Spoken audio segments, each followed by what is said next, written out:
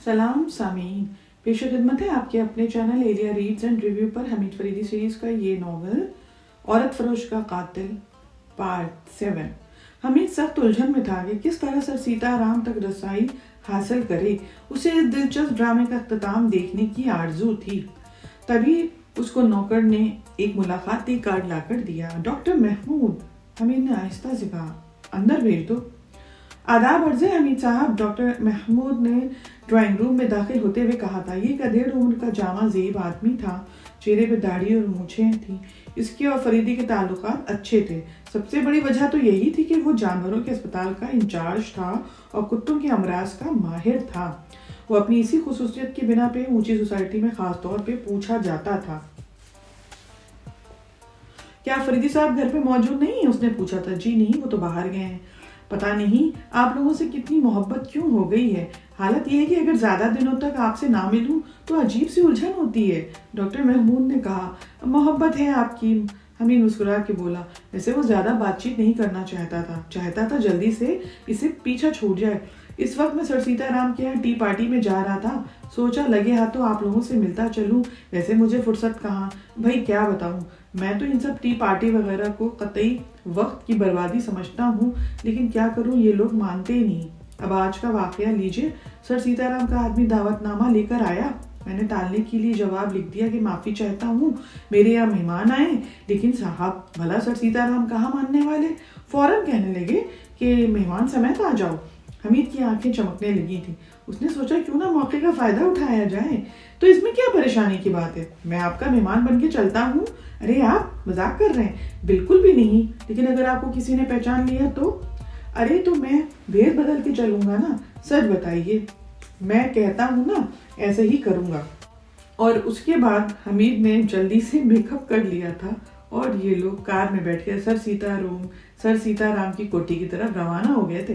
कोठी के पाए बाग में बड़ी सी मेज बिछी थी जिसपे दावत का सामान सलीके से चुना था।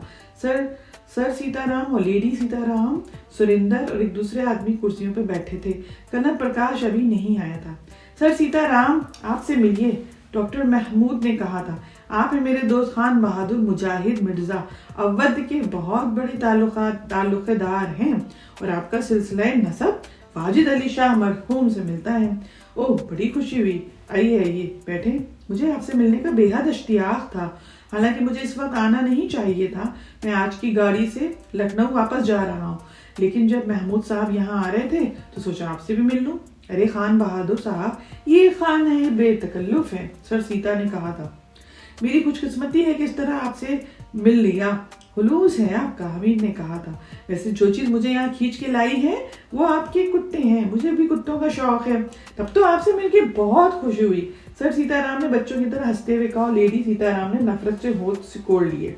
सर सीताराम और हमीद में कुत्तों के मुतालिक लंबी बहस छिड़ गई थी और थोड़ी देर में कर्नल प्रकाश भी आ गया।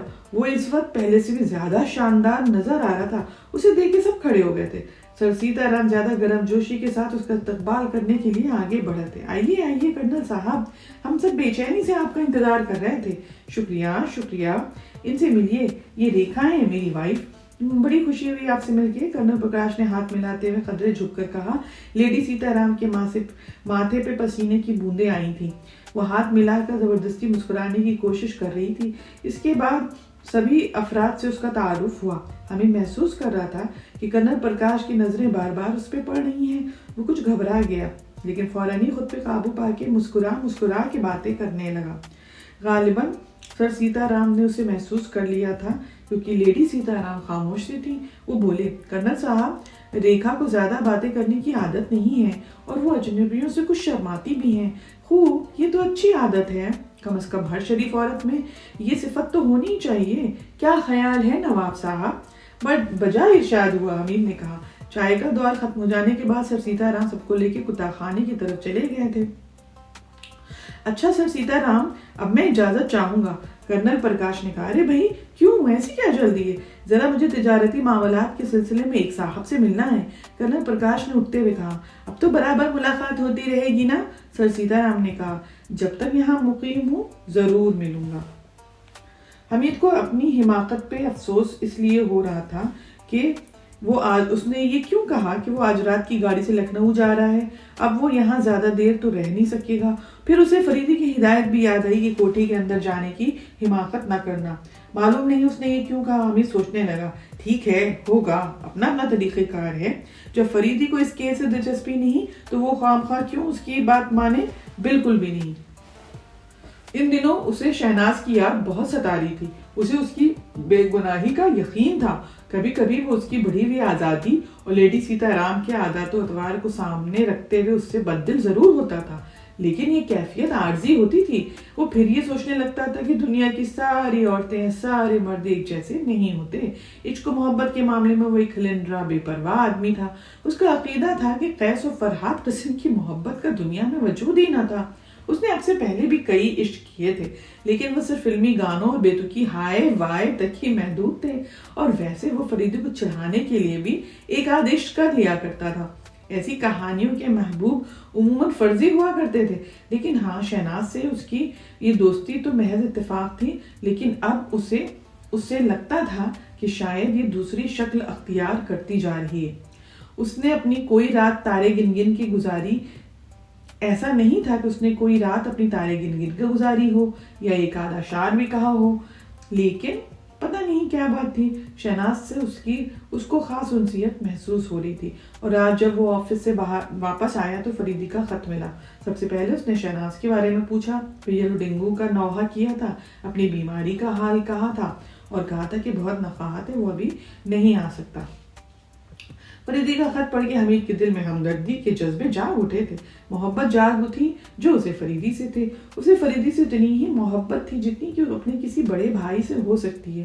اگر فریدی نے اسے یہ نہ لکھ دیا ہوتا کہ تم پریشان ہو کر یہاں آنے کی کوشش نہ کرو تو وہ ضرور جاتا۔